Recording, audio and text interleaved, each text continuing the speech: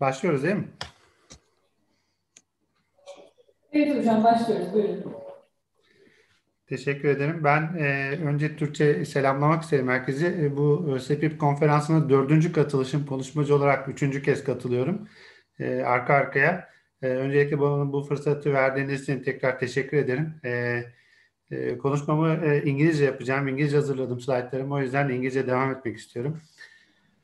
Thank you very much for inviting me for the third time to SEPIP conference and as a speaker for the third time in a row.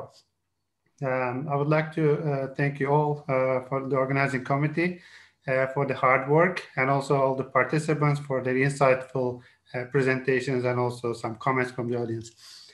Okay, so today my name is Ali Hakimik. I'm a professor of economics at Yamaguchi University in Japan. Right now it's 6:37 p.m.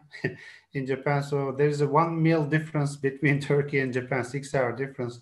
I think you're ready to enjoy your lunch. Here we are making preparations for our dinner. So without much further ado, I would like to talk about industry policies in a new era. So I'd like to share my slides with you. Please wait a moment.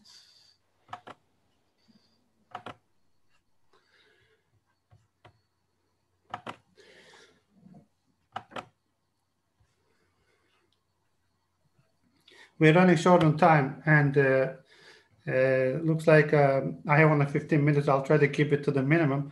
So what I will talk about today is how industrial policies have been transformed over the years from one focusing on industrial policies based on mechanization to recent industrial policies, which mostly emphasize automation, servitization, and digital technologies.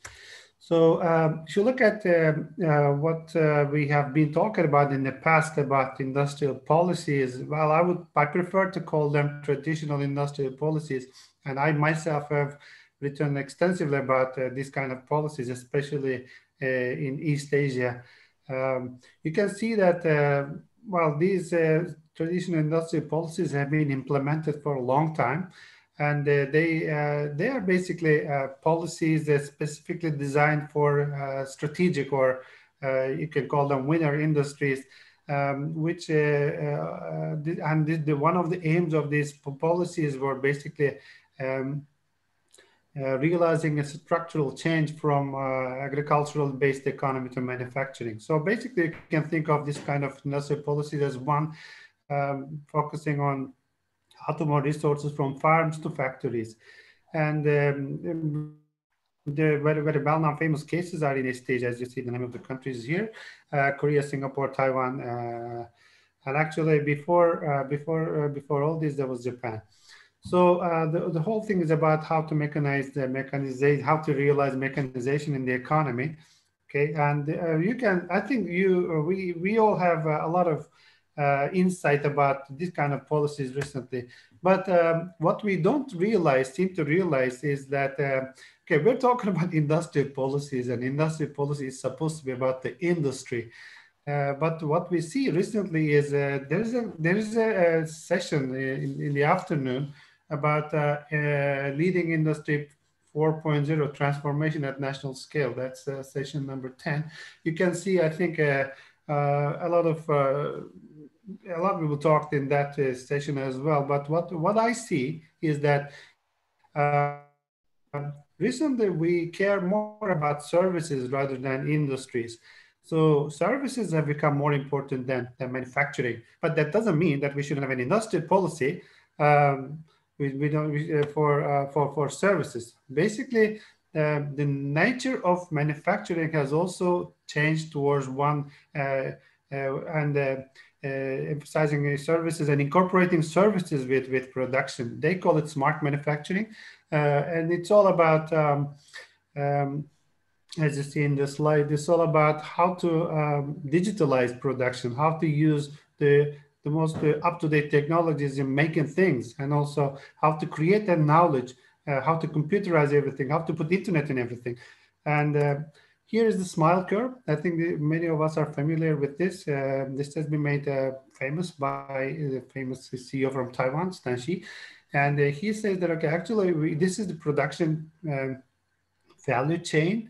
And as you see, if for any high-tech product ranging from iPhones to iPads to, these kind of things, manufacturing is the least value-added part of the production process. The whole thing, actually, if you buy an iPhone, actually most of the value or the price itself is coming from services, such as branding, design, and then after that is marketing, distribution, and after sales services.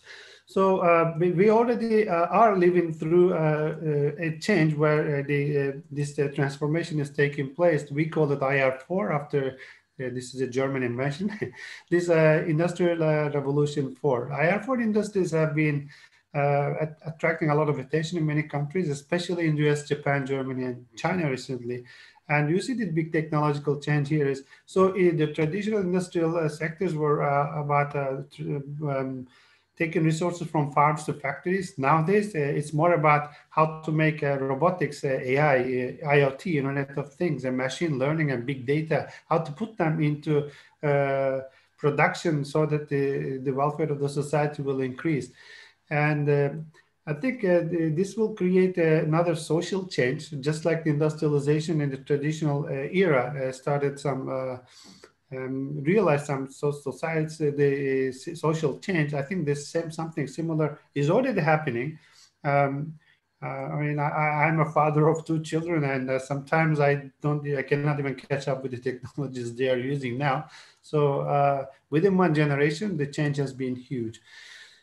Okay, so about industrialization and industry policy, how did this IR4 transform our view of industrialization or industrial policy? But first of all, one of the, speaking of the developing economies, the most important component of industrial policies were technology transfers from the advanced countries.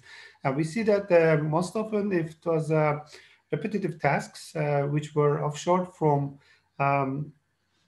the developed countries to developing countries. Well, it looks like now robots can do that. There's no need to offshore this kind of production processes. And this might be a challenge for developing countries in the years to come. And also, I can see also that FDI might also change, the structure of FDI might change in a similar fashion. So, but there are also not only challenges, but also opportunities. So digital technologies, Digitech also makes technology transfer faster. All you need is just fast internet. Sometimes, it doesn't take that much time to transfer technologies from one country to another. That might be an opportunity for developing countries. And nowadays, automation is more extensive in every aspect of our lives, and AI can perform many difficult tasks. People are talking about if AI can compose music, or even can we have robots doing ballet or that kind of thing. So I think our view of IR4 is going to be very deterministic in how we live and how we design policies in the very near future. And another thing is that the IR4 is transforming manufacturing and services as well.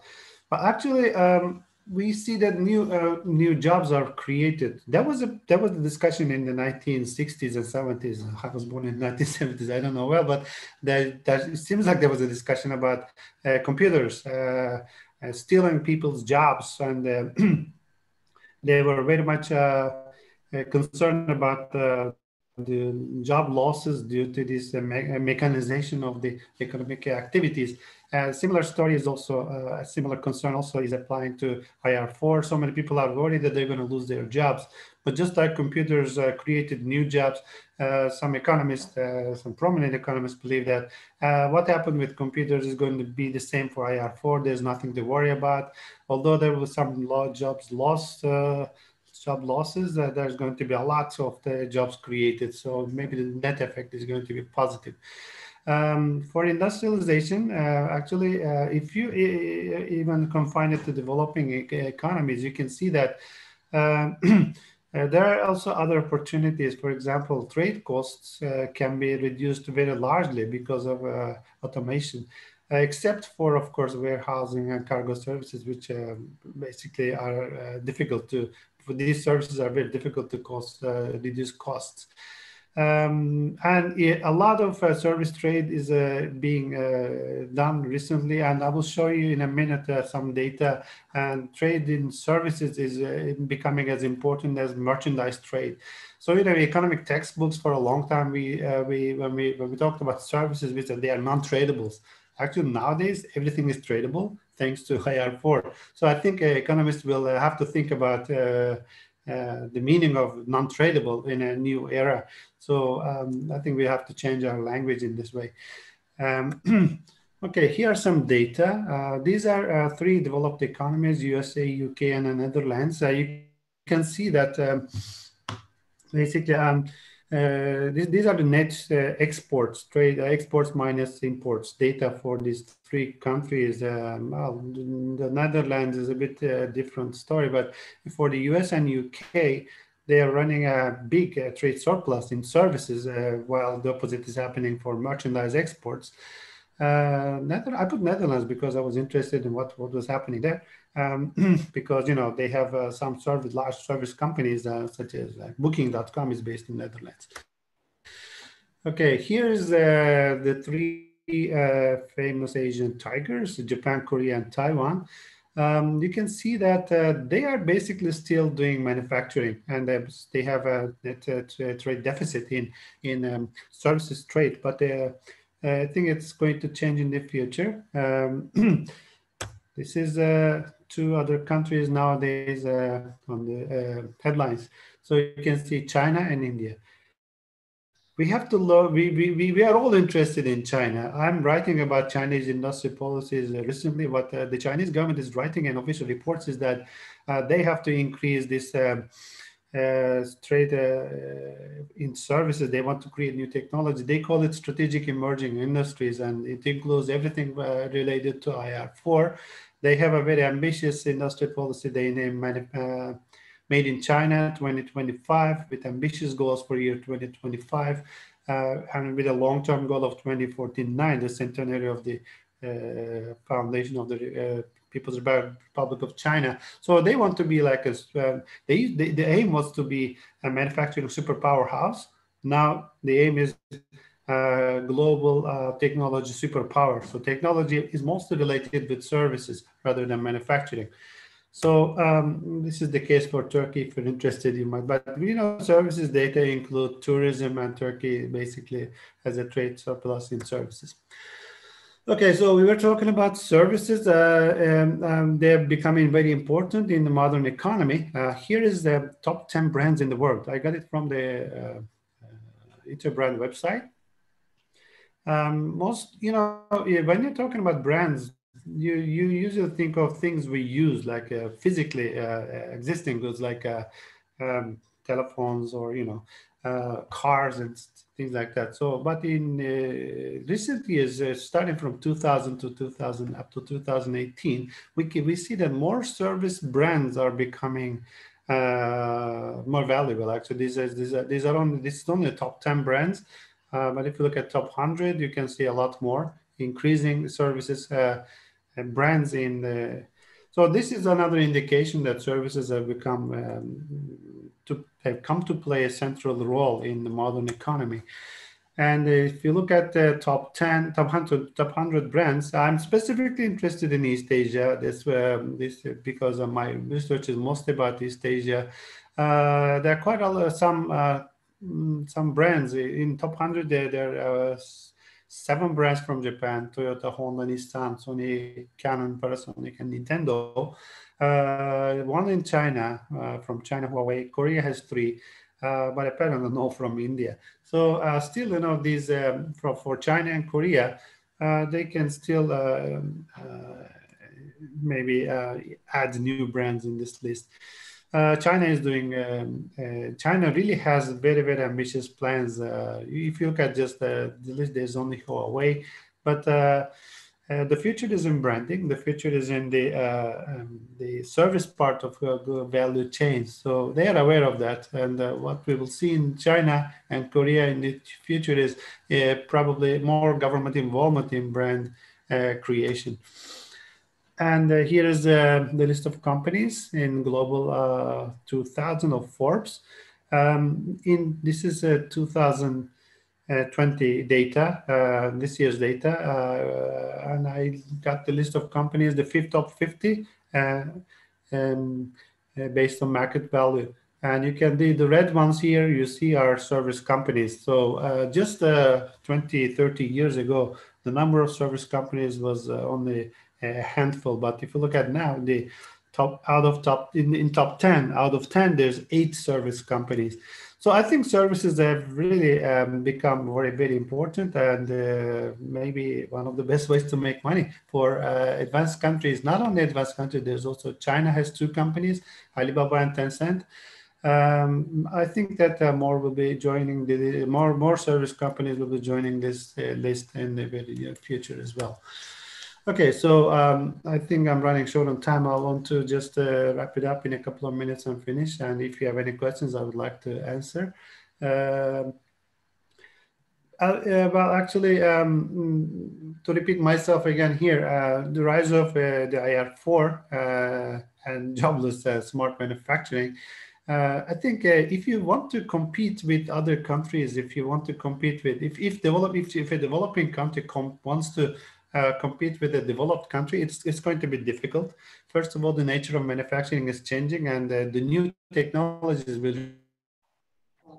require a know-how and knowledge stock, which is difficult to create by using own resources, and maybe that is going to be a big challenge.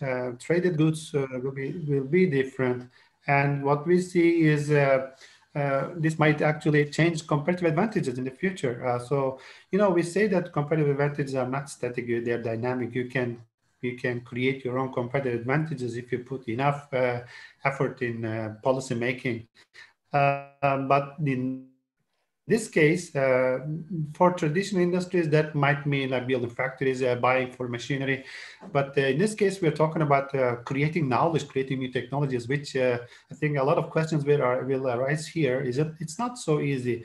OSTİM Technical University is trying to find a solution to this big problem, which is ahead of Turkey. So I think there's a lot to be thought about, and maybe a lot to be discussed in this for developing countries. Okay, another thing I would like to emphasize here is that our view of economic development theory might also change in the very near future, just because I gave the example of services are not really non-tradable as we thought before. So economic theory is not going to, I believe, is not going to lag behind and try to incorporate all these changes in technologies to the curriculum and also to the research agenda.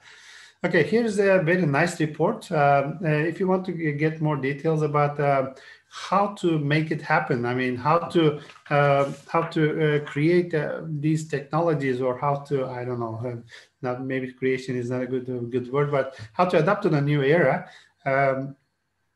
and how to make IR4 work for inclusive growth in an economy. There are some nice advice, recommendations and advices here in this report. This is by the Pathways for Prosperity Commission in the United Kingdom, and this is just some parts of the report here. But if you're interested, you please go through the report, and you will find it very insightful. I really enjoyed it. You can see all the challenges, all the opportunities waiting for developing countries. So I think I should stop here, just because we're running very short on time. I'm here for your questions. Thank you very much for your patience. Teşekkür ediyoruz hocam. Sesim geliyor mu? Geliyor, evet. Japonya Yamaguchi Üniversitesi'nden Profesör Doktor Ali Akçelik hocamıza çok teşekkür ediyorum. Rektör hocamız da burada sizi dinledi. Soru cevap kısmımız olsun isterseniz 5 dakika. Tabii ki. Tamam.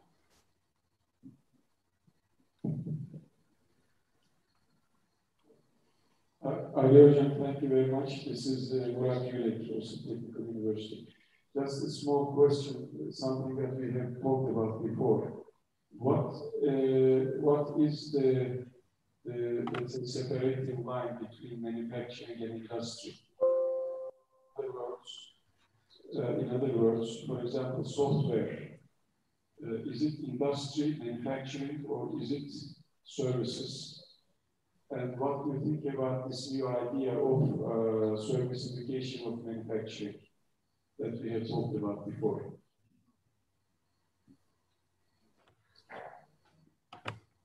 Okay, as far as I understand, the question is about what is service and what is industry. Sometimes there's a very thin line between what is service and what is industry. Well, actually, I did not really think much about what is the borderline between the two, but they're always into each other. So I think that thinking within the framework of industrial policies, what I wanted to talk about was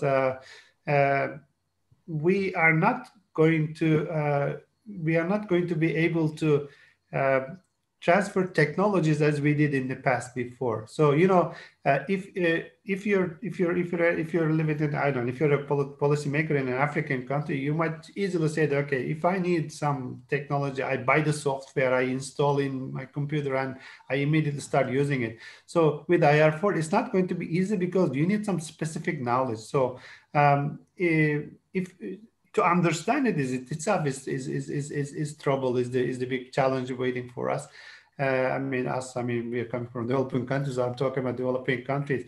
So as for your question about whether software is industry or service, I would say it is a service because of the definition. I mean, it's about the objective of the economic activity. So you might want to put in production, but as long as it is in a factory, you can just call it manufacturing. But creating the knowledge before that, I think that we should call it service. Teşekkür ediyoruz. Başka sorumuz var mıydı? Japonya'ya selamlar hocam. Teşekkür ediyoruz katılımınız için. 2 saat sonra tekrar görüşeceğiz. Teşekkür ederim. Teşekkürler. Kolay gelsin. Sağ olun. Şimdi 4. oturum gerçekleştirmek üzere İstanbul Kadir Has Üniversitesi'nden Profesör Doktor Erinç Yerdan hocamız. Hocam sesim geliyor mu? Evet, hepinizi duyuyorum. Merhaba arkadaşlar. Değerli Murat Yürek hocam, size de merhabalar. Bütün izleyicilerimize, katılımcılarımıza bugün bizlerle beraber olduğu için çok teşekkürler ediyorum. I'm going to continue in English and will share with you the presentation that I have prepared for you. In my limited time, I'm going to talk about what I will refer to as lopsided growth, stagnant investments, fractured labor markets, and collapsing profits. This will be a collage view and a bird's overview of the capitalism in the 21st century after 2 decades of experiences. Here we go.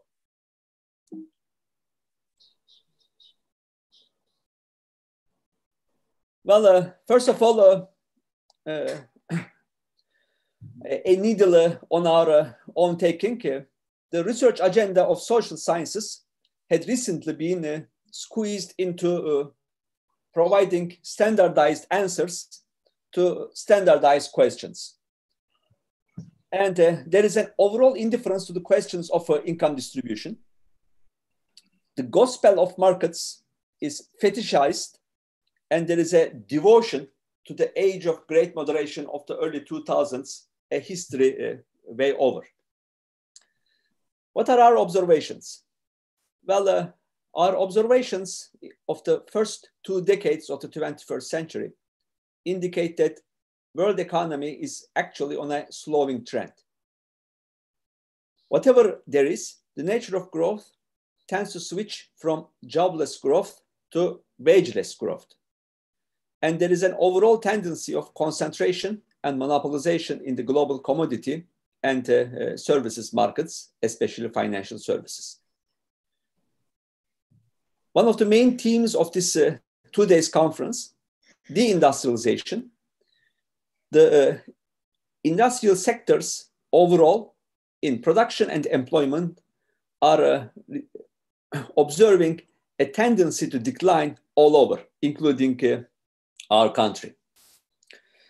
One of the culprits of this story from the United Nations Conference on Trade and Development, the Trade Development Reports, TDR report 2018, is that in the developed countries, at the outset of financialization, which is depicted on the left-hand axis in blue histograms, there had been a rise in the financial assets and liabilities measured in trillion US dollars, an increase of 5-fold in the US dollars volume, reaching above $500 trillion as of 2016. Contrary to expectations, fixed investments as a share of GDP of the average developed world tended to stay constant, and starting in the second half of the 2005-2006, there is indeed actually a tendency to decline in investment share of gross domestic product. This decline in investments against the background of rising financial assets is an enigma at the onset.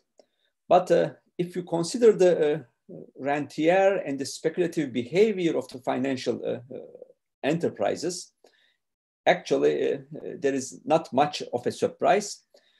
Financialization tended to have a world on its a rationale of its own, working within itself, creating bubbles, new rents, and leaving little space for fixed investments, if any. And this decline in investments is seen as one of the reasons of the declining in the productivity and the rate of growth of the overall global economy.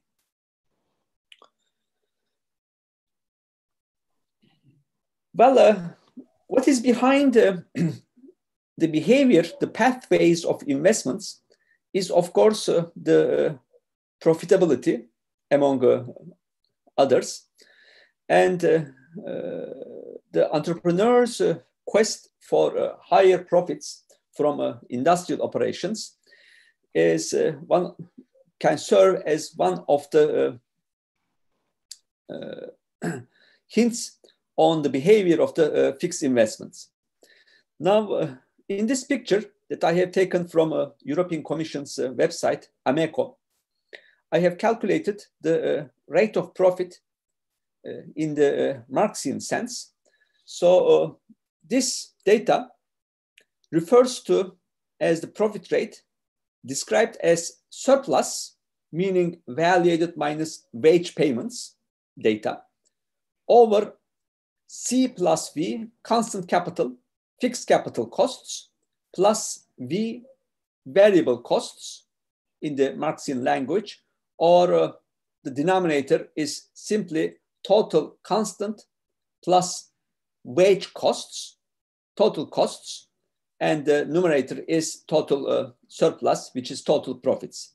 So measured against total profits to the ratio of total fixed costs of capital plus wage costs, the rate of profit as calculated indicate that from the 1970s all through the 1990s, the rate of profitability was indeed in a negative term in industries of the European Union and distinguished as these other spaghettis, if you will, Germany, France, Italy, United States, Japan. And there had been a rapid increase in the first half of the 2000s. And then after the 2009 crisis, there had been a tendency to fall. with the United States, the dark gray path, indicating a return to negative rates of profit as of 2016, 17, and 2018.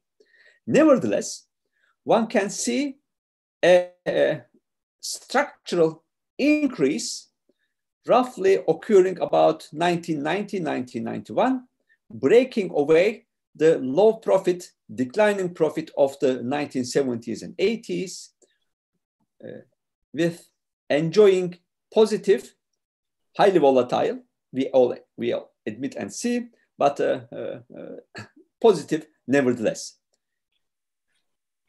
Yet, starting from 2009, we see an overall tendency of the Great Recession and the global financial crisis of 2009, indicating that the rate of profitability is actually falling from the point of view of 2009. Nevertheless, they are positive. Well, then what's the problem? Well, one of the problems is that, yes, there is increased profitability at the enterprise level. However, this increase do not accompany increased fixed investments in what follows.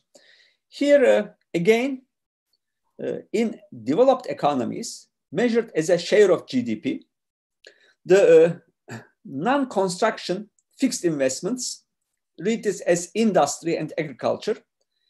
In non-construction real sectors, fixed investments had been on a falling trend as a ratio of the GDP from roughly on the order of 20% to roughly to 15%, a loss of 5 percentage points relative to the gross income. Corporate profits, on the other hand, as we have seen in the previous picture, again, though on a volatile trend, tend to increase or at least to be maintained and measured from the point of view of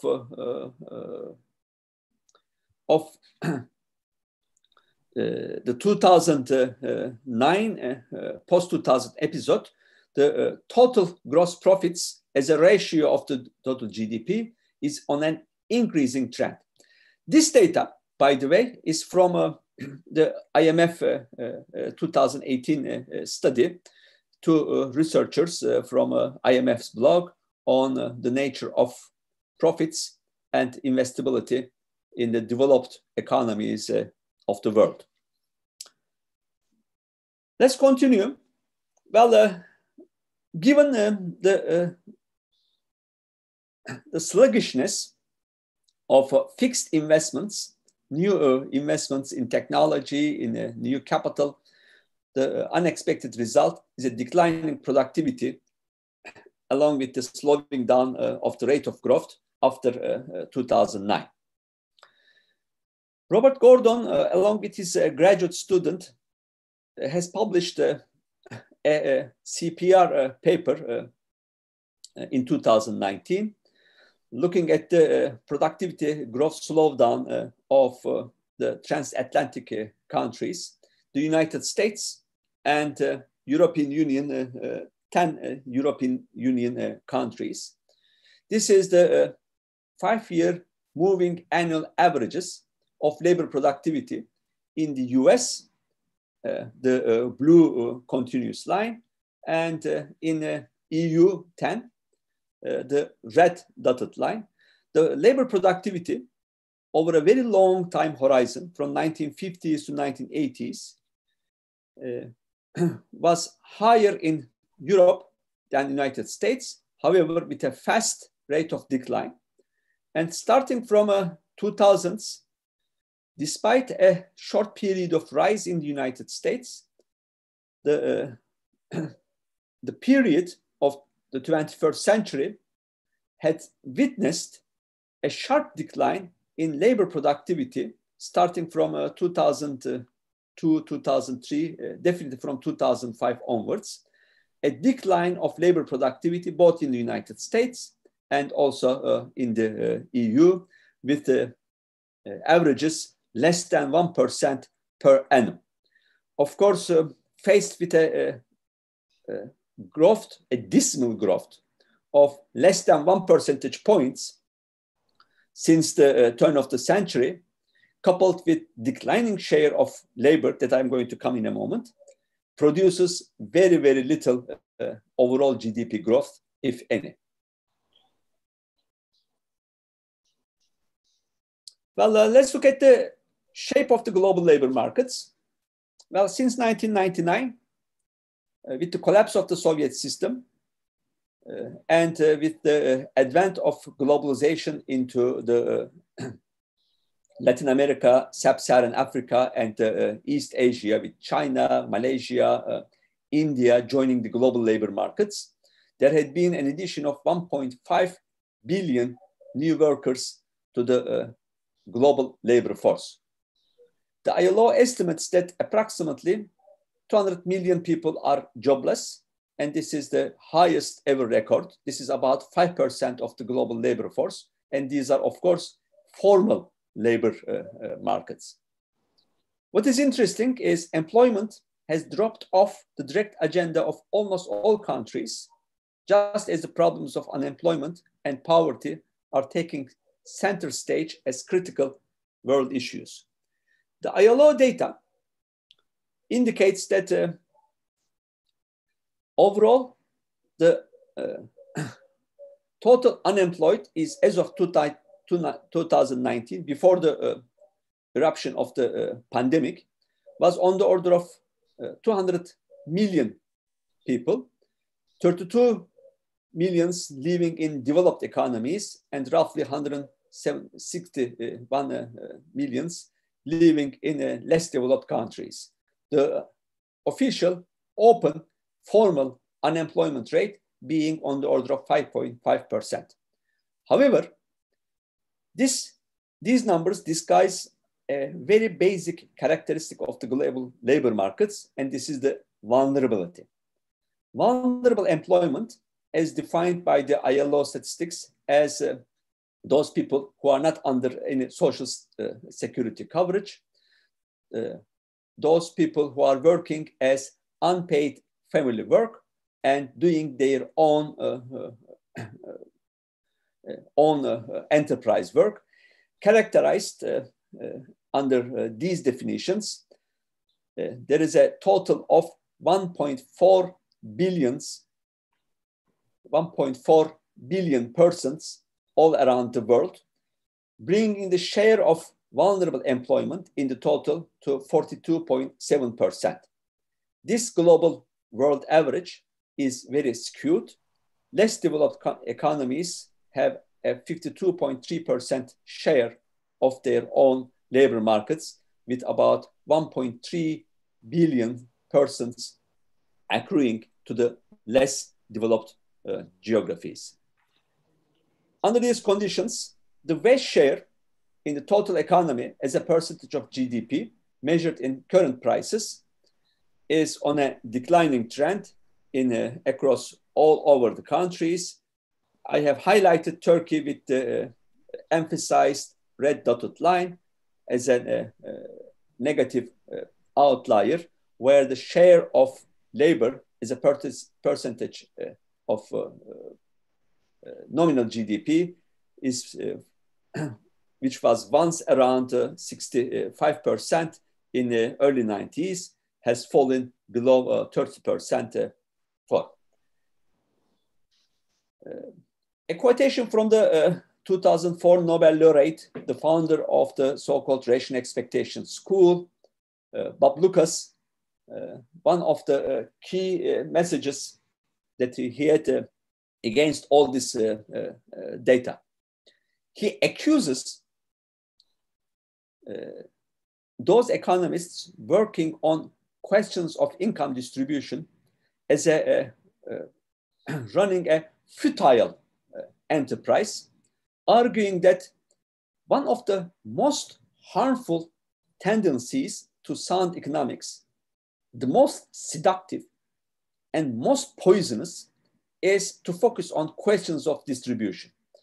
So in Bob Lucas's words, economists should not work on issues of income distribution, because these issues are poisonous and seductive and unproductive. And this had been the training in very conservative centers of the global academia, where all of these issues of low productivity, declining wage share, low wages, and high unemployment had been taken off the agenda of the academic markets. But this brings us to a vicious cycle, where, as I have started from falling investments and declining in productivities at the start of my talk, which of course leads into decline in real wages, collapses of middle incomes, where in Keynesian expectations, there is a decline in effective demand, unavoidably. The decline in effective demand results in a stagnation of effective demand and stagnation of aggregate demand, therefore pulling down the overall gross domestic product downwards. This leads to decline in profits, which can only be recovered through financialization and financial rent seeking. But this decline in profits and increase in financial speculation and financial rent seeking, in turn, leads to a fall in investment, which again results in a decline in productivity, therefore reinvigorating this vicious cycle that I have highlighted in my slides. Therefore, what I will propose is that the occurrence of this vicious cycle is the very root of the problem that we are experiencing in the 21st century global world order. I'm going to stop my words over here. Dear colleagues, dear participants, and I think I have some time for taking any questions, comments, suggestions for improving these observations. Many thanks for your attention.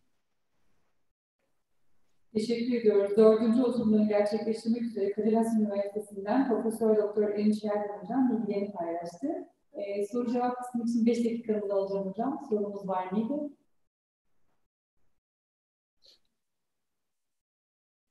Salon sizi full dikkat dinledi hocam. Çok teşekkür ediyoruz. Rektör hocamız da burada sizi dinlediler. Ben teşekkür ediyorum. Hepinize iyi çalışmalar, sevgiler, saygılar. Murat hocama da